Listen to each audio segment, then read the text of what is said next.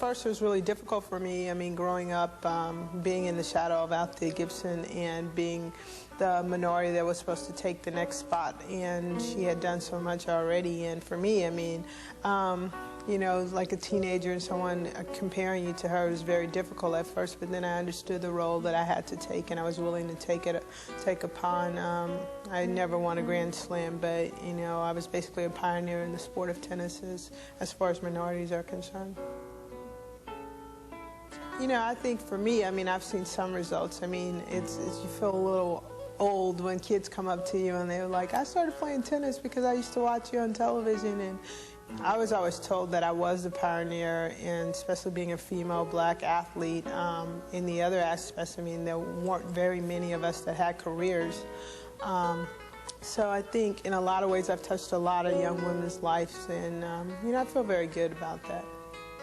I remember standing on the podium, and I remember Pam crying. I won the gold medal with Pam Shriver, and I was basically sitting there going, okay, something just happened here. I don't exactly know what happened, but once they started playing the national anthem, all of a sudden I really understood. It was a whole nother level for me, and it was an experience that I would never forget, and I'm really fortunate enough and happy enough and blessed that I had the opportunity to win a gold and also a bronze medal in singles.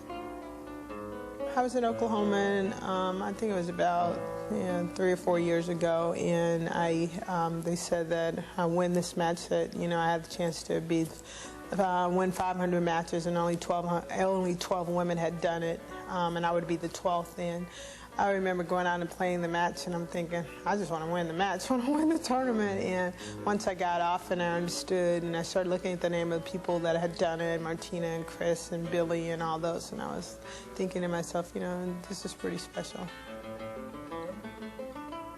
It's unbelievable the level that women have taken off in the last 2 years in sports, and I think it's been great that the women did so well in the basketball and the Olympics, because it's just showed that we do have the potential to sell tennis shoes and apparel and get the endorsements that the men get. I mean, we're still nowhere even close to the money that they're getting, but for me, I mean, I was a pioneer, and I didn't get the money that a lot of these other kids are getting, but I'm really excited to see that it's starting to happen, because for so long we've all felt that we do have the potential to, to be just appealing to the market as the men are.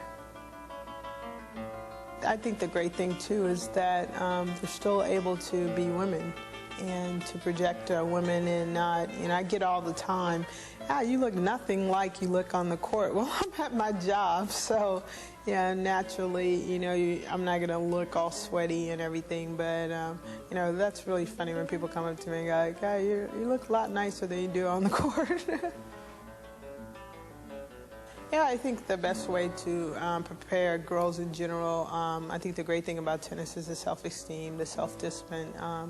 You build so much self-esteem, so much self-character in yourself that you basically feel that you can deal with anything in the world. I mean, I've had a lot of friends that have gone on to do other things besides tennis and have been very successful in their own right, but I think more than anything you get an opportunity to know yourself, and the fact is that tennis does make you strong enough and capable enough that you can bounce back.